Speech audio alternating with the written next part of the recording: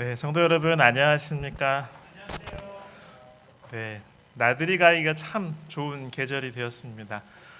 꽃들 또 나무에서 돋아나는 이 파릇파릇한 모든 것들 우리의 마음을 희망과 기쁨으로 채우는 이 계절에 하나님께서 여러분들에게 생명이 되시고 여러분의 삶의 모든 부분을 새로운 희망과 활력으로 복을 주시기를 간절히 바랍니다. 우리 안식일 시작하는 이 시간에 또 이사야 25장에 있는 말씀으로 은혜를 나누고자 합니다. 계속해서 이사야서를 보고 있는데요. 오늘은 25장까지 왔습니다. 그의 구원을 기뻐하며 즐거워하리라 라는 제목으로 이 말씀을 같이 살피면서 신앙적인 교훈을 찾겠습니다. 오늘의 주제 선고는 이사야 25장 9절 말씀입니다. 이사야 25장 9절 말씀을 소리를 맞춰서 함께 같이 읽어보시겠습니다. 그날에 말하기를 이는 우리의 하나님이시라. 우리가 그를 기다렸으니 그가 우리를 구원하시리로다. 이는 여호와시라. 우리가 그를 기다렸으니 우리는 그의 구원을 기뻐하며 즐거워하리라 할 것이며 아멘. 이미 말씀을 드렸습니다. 이 부분은 종말론에 관한 예언적인 내용이라고 설명을 드렸습니다. 24장과 25장부터 27장, 28장까지 이어지는 내용입니다. 25장 내용의 구조를 한번 살펴보면요. 앞부분에는 주님의 이름을 찬송하는 이유를 이야기하고 있습니다. 1절부터 5절까지의 내용이고요. 그 다음에는 하나님의 산에서 하나님께서 잔치를 베푸시는 장면이 등장합니다. 6절부터 8절까지의 내용입니다. 그 다음에 9절부터 12절까지는 구원받은 기쁨을 노래를 합니다. 그런데 여기 모압의 완전한 파멸이 다시 한번 선포되는데 이것은 어떤 우리들이 생각할 때는 특정한 민족이나 나라라기보다는 하나님을 끝까지 거역하는 대적하는 세력과 악인으로 이해하는 것이 우리에게는 마땅합니다. 우리 첫 부분은 하나님을 찬송하는 이유에 관해서 분명히 우리에게 이야기를 합니다. 첫 번째 이유는 하나님은 성실하고 진실하게 약속을 이루시기 때문이라고 성경은 이야기하고 있습니다. 오늘의 본문의 말씀, 우리 1절부터 3절까지 있는 말씀을 교독을 해보겠습니다. 제가 홀수절을 낭독하겠습니다. 여러분들이 짝수절을 읽어주시면 참 좋겠습니다. 여호와여, 주는 나의 하나님이시라. 내가 주를 높이고 주의 이름을 찬송하오리니 주는 기사를 옛적에 정하신 뜻대로 성실함과 진실함으로 행하셨습니다.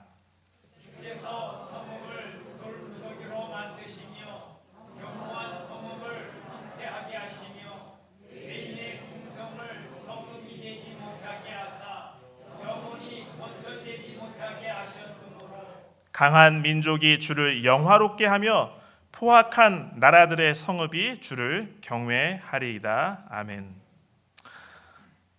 이 25장은요 마치 시편과 비슷합니다. 다른 성경의 부분에 비슷한 내용들을 많이 찾을 수가 있고요.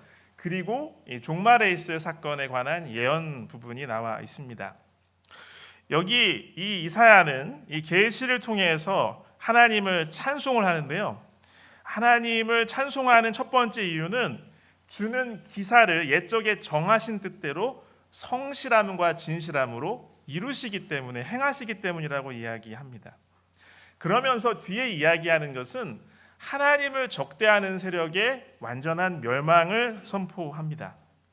여러분이 구원의 완성이라고 하는 것은요 사실은 악한 세력이 완전히 근절될 때에 이루어지는 것이죠. 그래서 이 25장에도 계속 등장하는 악한 세력의 특징은요 교만함입니다. 그래서 성을 쌓는 것이에요. 그것도 높이 쌓습니다. 결국 하나님을 계속 방해합니다. 끝까지 방해합니다. 그래서 대적합니다. 그러므로 안타깝게도 그들은 완전히 결국 멸망할 수밖에 없는 것이죠.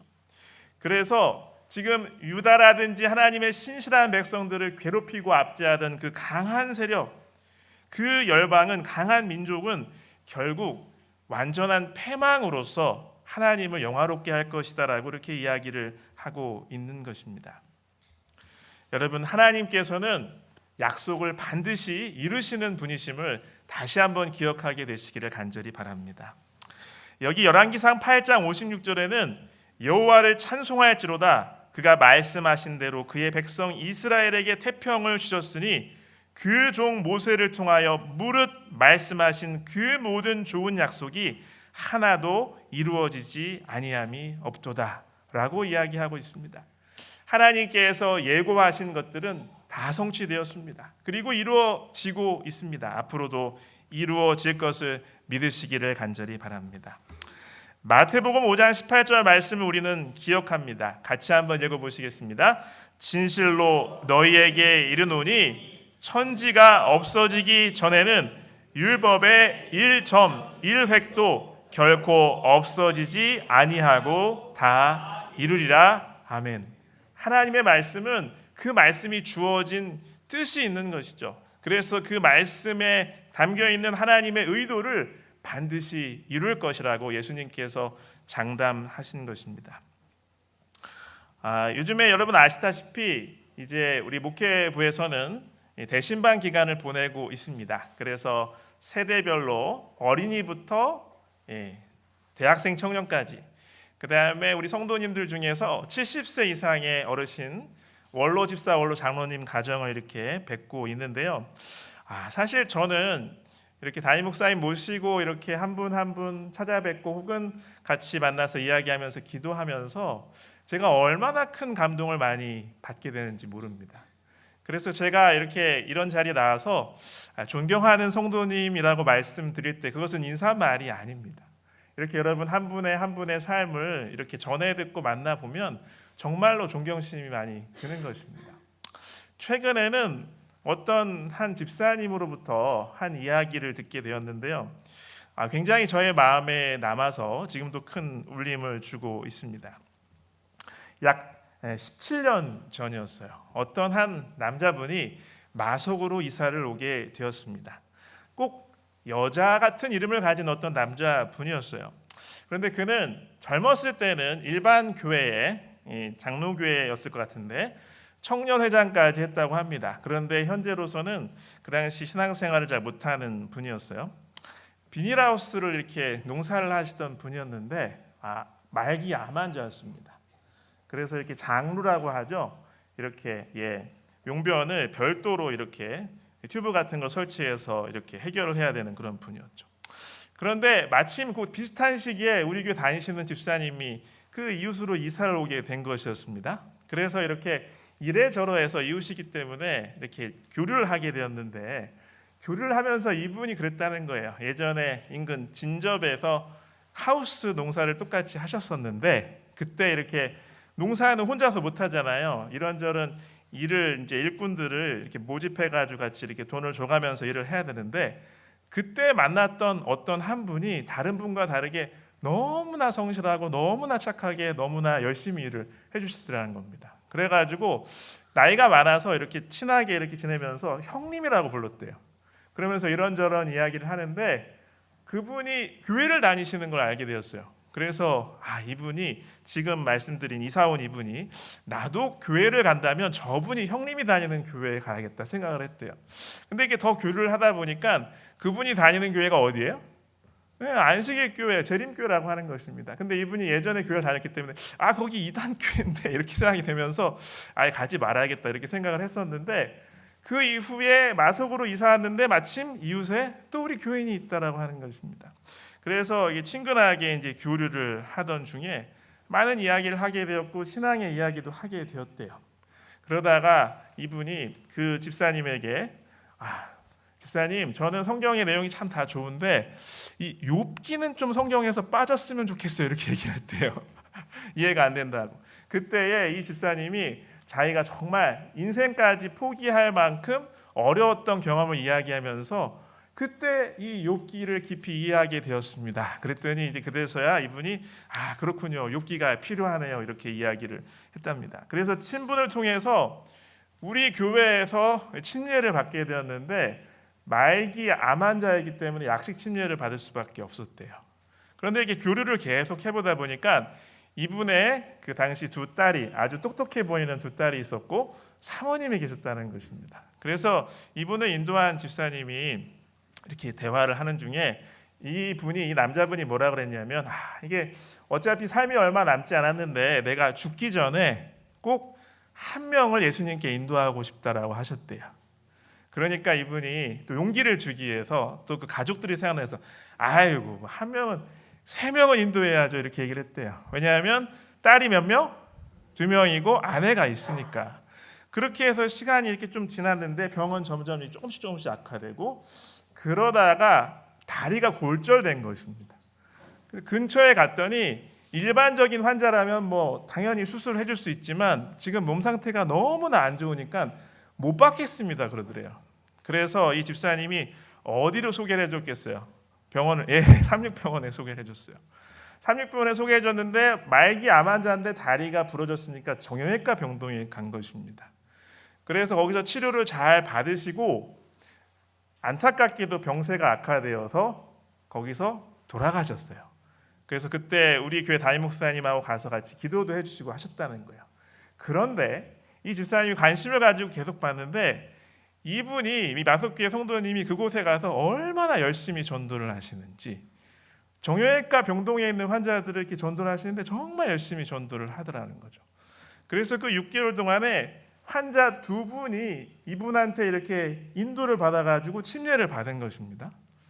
그래서 결국 이제 장례식에 이 집사님이 참여를 하게 되었는데 그때 이 분을 열심히 기도해주고 돌보시던 원목실의 목사님하고 이야기를 하게 되고 그분을 통해서 안 게 이분이 돌아가시기 전에 3분을 인도해서 3명을 침례를 줬다고 하는 것이에요. 그때 이 집사님이 퍼뜩 그 생각이 난 거예요. 이분하고 나눴던 대화. 몇 명은 인도하셔야죠? 3명은 인도하셔야죠. 그게 생각이 났다고 하는 것입니다. 그 성도님이 하나님께 3명은 인도하게 해주세요라고 이렇게 기도하셨는지는 모르겠습니다. 그런데 정말 최선을 다해서 전도하셨던 것 같아요. 마지막 남은 그 삶의 시간들을 보면서 그 정형외과 환자들 막 자기 돈으로 맛있는 거 사줘가면서 계속해서 인도하셨다고 하는 것입니다. 하나님께서는 마음의 소원을 알고 들어주신 것 같습니다.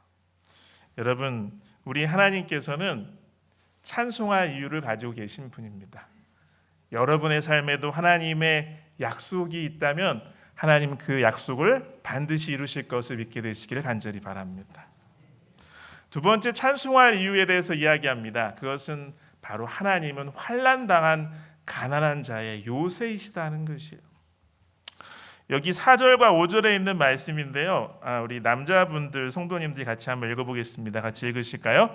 주는 보학자의 기세가 성벽을 치는 폭풍과 같을 때에 빈궁한 자의 요새이시며 환난당한 가난한 자의 요새이시며 폭풍 중에 피난처시며 폭양을 피하는 그늘이 되셨사오니 마른 땅에 폭양을 재암같이 주께서 이방인의 소란을 그치게 하시며 폭양을 구름으로 가림같이 포악한 자의 노래를 낮추시리다. 아멘.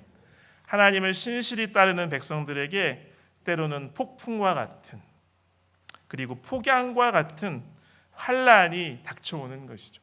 세차게 성벽을 무너뜨릴 것처럼 다가오는 그러한 기후의 악천후처럼 그렇게 하나님을 대적하는 세력이 하나님의 참 백성들을 위협하고 핍박하는 것을 이렇게 비유적으로 표현하고 있습니다. 그런데 그때에 하나님께서는 요새가 되어주시고요. 또 폭양에는 그것을 피할 수 있는 그늘이 되어주신다고 이렇게 이야기를 하고 있습니다. 여러분, 이 제림마을의 이 기사를 보셨을 거예요. 지금 이제 3년째 이 러시아 우크라이나 전쟁이 계속되고 있죠. 그래서 지난 연말에는 안타깝게도 그곳에 있는 재림 성도들이 이렇게 어려움에 있는 분들을 이렇게 도와주는 일을 하다가 그만 드론의 공격을 받아서 돌아가시기도 하고 다치기도 했다는 안타까운 기사를 보게 되었습니다. 이게 뭐냐면 지금 2025년 4월 현재 우크라이나 전쟁으로 인한 그 사상자 수치예요. 그래서 물론 추정치입니다. 28만 명. 러시아 쪽은 따지지 않은 거예요. 민간인 사망자가 그 정도 될 거라고 추정하고 있고요. 부상자는 더 많습니다. 108만 8,400명 정도 될 것 같습니다. 참으로 큰 불행과 어려움의 환란의 때를 보내고 있죠. 그런데 제가 이렇게 살펴보다가 2023년에 한 그 기사를 보게 되었는데요. 여기가 어디냐면 우크라이나에 있는 우리 삼육대학 중에 하나입니다. 우크라이나 예술과학대학이에요.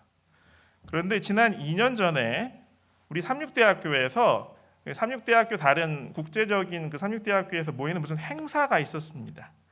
그래서 이제 8월 30일자 삼육대학교 페이지에 나온 학교 소식인데 영어로 돼 있어서 제가 그동안 무슨 내용인지 몰랐었어요.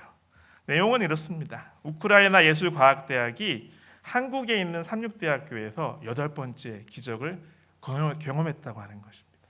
전쟁 중에 있었던 일입니다. 내용은 이렇습니다. 안드리 셰브추크라는 그 우크라이나 예술과학에 있는 그 연구소 혹은 대학의 그 학장, 총장이라고 할 수가 있는데요. 그 행사에 참여하면서 안식일학교 순서를 했어요. 그때 7가지 기적에 관해서 이야기를 했습니다. 8월 10일, 2023년 8월 10일 안식일학교 때 이야기한 건데요. 첫 번째, 전쟁 발발로 인해서 캠퍼스에 긴급 대피령이 내려졌다고 하는 것입니다. 그런데 모든 교직원과 학생들이 교통수단이 너무나 부족했음에도 불구하고 안전하게 대피할 수 있었던 것이 첫 번째 기적이라는 것이죠. 두 번째, 캠퍼스가 2023년까지 상황입니다. 7차례 폭격을 받았는데 단 한 채의 건물도 손상되지 않은 걸 기적이라고 여기면서 하나님을 찬양하는 것이죠. 그 다음에 세 번째, 대학은 단 한 건의 부상이나 사고 없이 한 번에 200명이 넘는 그 전쟁 난민들을 같이 수용해서 돌봐줬다는 거예요. 그래서 당연히 그 사람들은 뭐 이렇게 어려워서 온 분들이기 때문에 재림교회와 그 이전에 별 관계가 없었죠.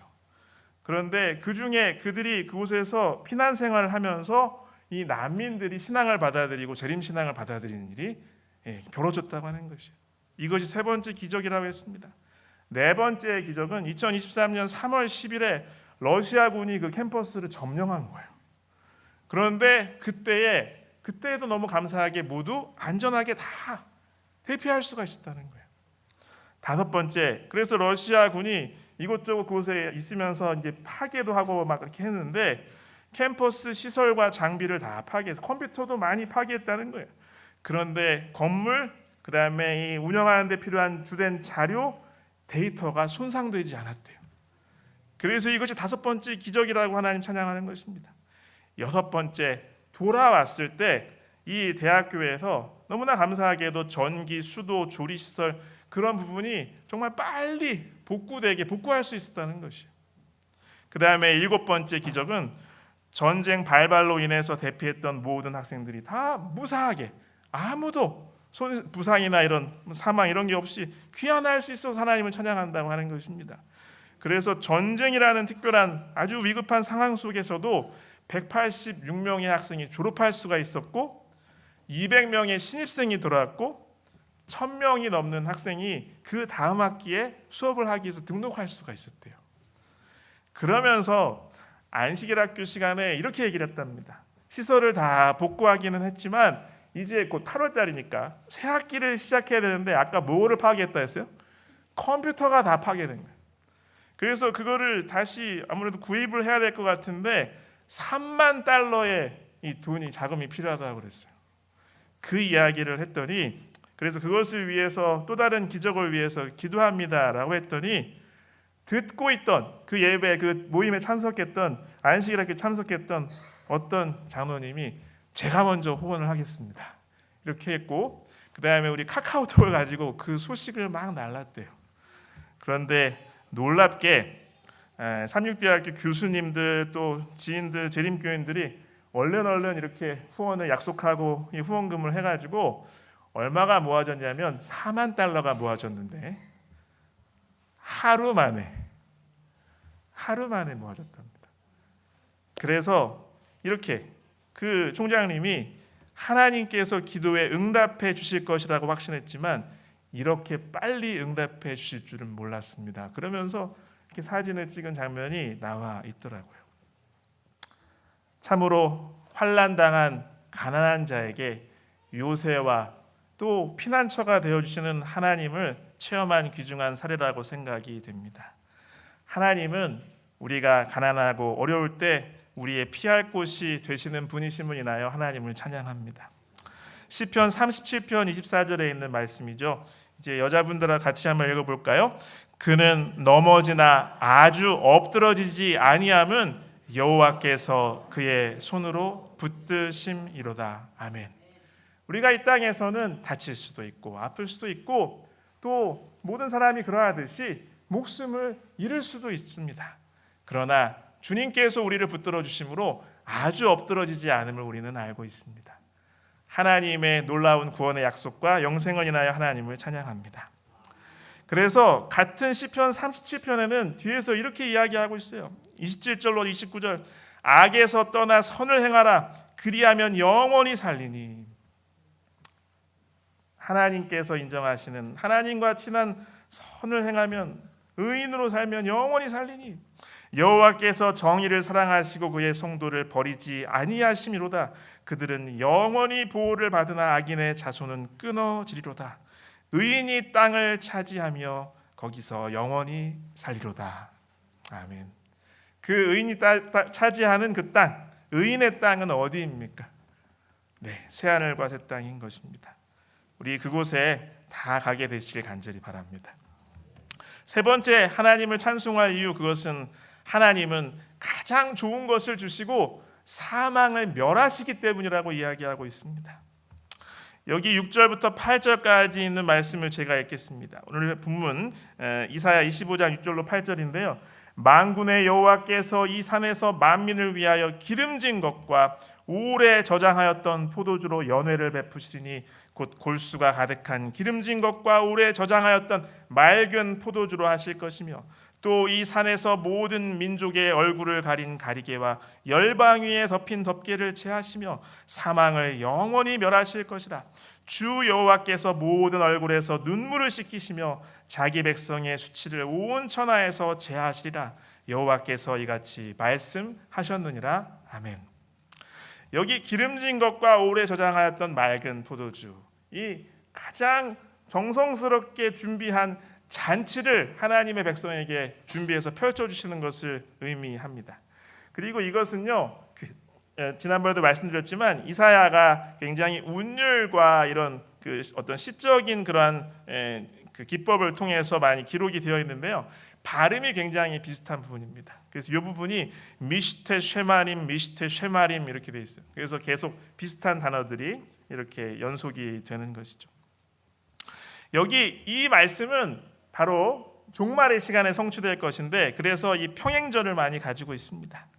이 고린도후서 3장 18절에 보면 사도 바울은 고린도 교회 성도들에게 이렇게 이야기했죠.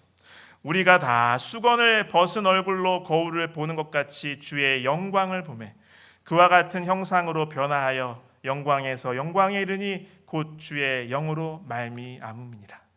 마침내 모든 민족에게 덮였던 그 가리개가 벗겨지고 하나님을 올바로 대면하고 이해할 수 있을 것이라는 그 말씀입니다. 또한 고린도전서 13장 12절에 보면 우리가 지금은 거울로 보는 것 같이 희미하나 그때에는 얼굴과 얼굴을 대하여 볼 것이요 지금은 내가 부분적으로 아나 그때에는 주께서 나를 아신 것 같이 내가 온전히 알리라. 자, 그 다음에 요한일서 3장 2절입니다. 같이 한번 읽어보실까요? 사랑하는 자들아, 우리가 지금은 하나님의 자녀라. 장래에 어떻게 될지는 아직 나타나지 아니하였으나 그가 나타나시면 우리가 그와 같을 줄을 아는 것은 그의 참모습 그대로 볼 것이기 때문이니. 아멘. 이 말씀이 이루어질 주님의 날을 고대합니다. 그 다음에 8절의 평행절은 우리가 많이 알고 있습니다. 바로 부활을 이야기하는 것이죠. 고린도전서 15장 51절로 58절 제가 읽겠습니다. 보라, 내가 너희에게 비밀을 말하노니 우리가 다 잠잘 것이 아니요 마지막 나팔의 순식간에 호련히 다 변화되리니 나팔 소리가 나매 죽은 자들이 썩지 아니할 것으로 다시 살아나고 우리도 변화되리라. 이 썩을 것이 반드시 썩지 아니할 것을 입겠고 이 죽을 것이 죽지 아니함을 입으리로다. 이 썩을 것이 썩지 아니함을 입고 이 죽을 것이 죽지 아니함을 입을 때에는 사망을 삼키고 이기리라고 기록된 말씀이 이루어지리라. 사망아 너의 승리가 어디 있느냐? 사망아 내가 쏘는 것이 어디 있느냐? 사망이 쏘는 것은 죄요 죄의 권능은 율법이라. 같이 읽으실까요? 우리 주 예수 그리스도로 말미암아 우리에게 승리를 주시는 하나님께 감사하노니 그러므로 내 사랑하는 형제들아 견실하며 흔들리지 말고 항상 주의 일에 더욱 힘쓰는 자들이 되라.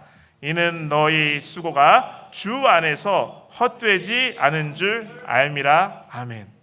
마침내 하나님께서 사망 자체를 없애실 것입니다. 그래서 요한계시록 21장 4절에도 이 부분을 인용하고 있죠. 그래서 인용을 통해서 계시로 하나님께서는 천사를 통해서 선포해 주셨는데요. 이 요한이 계시를 통해서 본 그 장면, 모든 눈물을 그 눈에서 닦아주시니 다시는 사망이 없고 애통하는 것이나 곡하는 것이나 아픈 것이 다시 있지 아니하리니 처음 것들이 다 지나갔음이로라. 아멘. 여러분, 때때로 눈물을 흘리십니까? 때때로 아프십니까? 네, 그러나 그것이 끝이 있을 것입니다. 하나님께서 마침내 이 모든 것을 없이 해 주실 것입니다. 하나님을 찬송하는 이유, 그것은 하나님은 가장 좋은 것을, 잔치를 준비해서 가장 좋은 것을 주시고 마침내 사망도 멸하시기 때문에 하나님을 찬송할 이유가 있다고 이야기하는 것입니다. 가장 좋은 것을 주시는 우리 하나님, 바로 예수님께서 보여주신 이 가나의 혼인잔치에서 그 속성이 드러났죠. 요한복음 2장 10절에 보면 말하되 사람마다 먼저 좋은 포도주를 내고 취한 후에 낮은 것을 내거늘 그대는 지금까지 좋은 포도주를 두었도다 하니라. 세상은요, 처음에는 화려하고 좋은 것, 정말 달짝지근한 것들을 우리에게 줘요. 그런데 가면 갈수록 떨어지는 걸 줍니다. 안 좋은 걸 줍니다.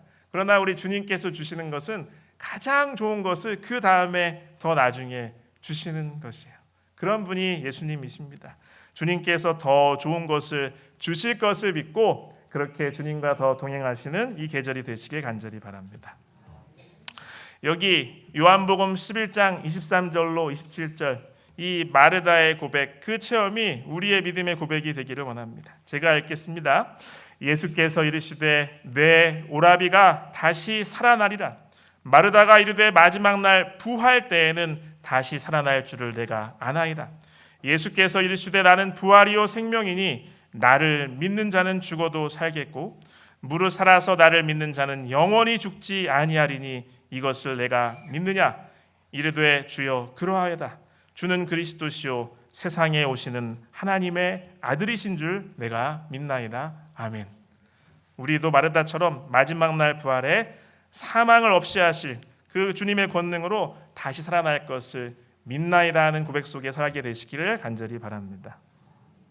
이제 본문은 나의 하나님을 기다리자라는 교훈과 고백으로 이제 끝을 맺게 됩니다. 여기 9절로 11절, 9절, 10절, 11절 우리 서두에도 함께 읽었었는데요. 이사야 25장에 있는 말씀 같이 읽겠습니다. 그날에 말하기를 이는 우리의 하나님이시라. 우리가 그를 기다렸으니 그가 우리를 구원하시리로다. 이는 여호와시라. 우리가 그를 기다렸으니 우리는 그의 구원을 기뻐하며 즐거워하리라 할 것이며 여호와의 손이 이 산에 나타나시리니 모압이 거름물 속에서 초계가 밟힘같이 자기 처소에서 밟힐 것인즉 그가 헤엄치는 자가 헤엄치려고 손을 펴같이 그 속에서 그의 손을 펼 것이나 여호와께서 그의 교만으로 인하여 그 손이 능숙함에도 불구하고 그를 누르실 것이라. 아멘. 모든 것이 완전한 회복을 이루고 악의 세력이 완전히 근절되는 결국은 종말에 하나님의 날을 이야기하고 있는 것입니다. 하나님의 심판의 날은 반드시 올 것입니다. 그때에는 두 무리밖에 남지 않을 것입니다.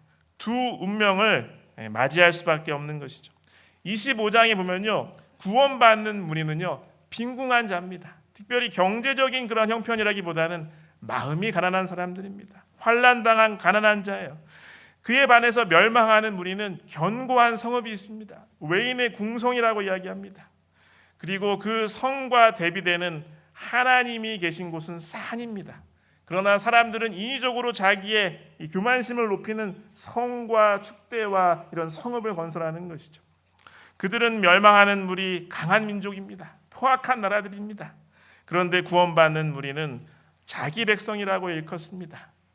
그런데 하나님께서 준비해 두신 구원은 특별한 어떤 대상에만 국한되지 않고요, 만민을 위한 구원이고 모든 민족을 위해서 하나님께서는 가장 최고의 것을 준비해 놓으셨고 잔치를 베푸시는 분이십니다. 모든 얼굴에서 눈물을 다 씻겨주시고 근심과 사망을 몰아내 주시는 넉넉한 구원입니다. 그리고 구원받는 무리의 결말은 그래서 찬송합니다. 최고의 잔치를 누립니다. 사망을 벗어나고요, 눈물을 하나님께서 씻어주시고 수치가 사라집니다. 기뻐하며 즐거워합니다. 그러나 폭풍, 폭양, 환란, 대단한 위세와 대단한 그 능력으로 세상을 압도하는 듯 보였던 그들, 교만했던 무리들은, 높은 요새를 짓는 그 무리들은 결국 돌무더기가 됩니다. 낮아집니다. 황폐해집니다. 그들의 노랫소리와 소란스러움은 그칠 것입니다. 거른 물 속의 초계처럼 밟힐 것이고 마침내 진토가 될 것을 이야기하고 있습니다. 여러분, 우리는 구원받는 무리에 속하게 되시길 간절히 바랍니다. 그날에 우리 주님께서는 하나님을 대적하는 교만한 자들에게는 수치와 패배를 주실 것이고요, 하나님을 기다리는 겸손한 자들에게는 잔치와 축배를 주실 것입니다. 그것을 넘치도록 풍성하고 완전하게 결말 지으실 것입니다. 그런데 이런 구원받는 무리에 속하려면 어떻게 해야 되는지 이 본문 자체에 나와 있는 것이라고 저는 생각하게 되었습니다. 바로 25장 1절, 이 앞부분만 같이 좀 읽으시겠습니다. 여호와여, 주는 나의 하나님이시라. 내가 주를 높이고 주의 이름을 찬송하오리니. 주를 나의 하나님으로 고백할 때, 누구의 하나님, 어떤 다른 사람의 하나님이 아니라 나의 하나님으로 고백할 때에 우리는 구원받는 무리에 속하게 될 줄로 믿습니다. 얼마 전에 우리 안식일 예배 시간에서도 우리 목사님께서 선포하셨던 그 말씀 중에 룻의 고백이 저와 여러분의 고백이 되었으면 좋겠습니다. 어머니의 백성이 나의 백성이 되고 어머니의 하나님이 나의 하나님이 되시리니. 어머니의 하나님이 아니라, 다른 누군가의 하나님이 아니라, 내 옆에 있는 어떤 성도나 집사님의 하나님이 아니라 나의 하나님, 주는 나의 하나님이시라는 고백이 있는 이 계절이 되기를 간절히 바랍니다. 오늘의 주제 성구를 같이 읽겠습니다. 이사야 25장 9절 말씀 같이 읽겠습니다. 그날에 말하기를 이는 우리의 하나님이시라. 우리가 그를 기다렸으니 그가 우리를 구원하시리로다. 이는 여호와시라. 우리가 그를 기다렸으니 우리는 그의 구원을 기뻐하며 즐거워하리라 할 것이며. 아멘.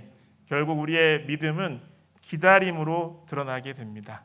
우리 하나님께 우리의 삶을 맡기고 주님의 구원과 다시 오심과 주님께서 우리의 삶을 구원으로 이끌어 주심을, 우리의 삶의 역사하심을 기다리시는 저와 여러분이 되시기를 간절히 바랍니다. 우리 함께 일어나셔서 같이 찬양하겠습니다.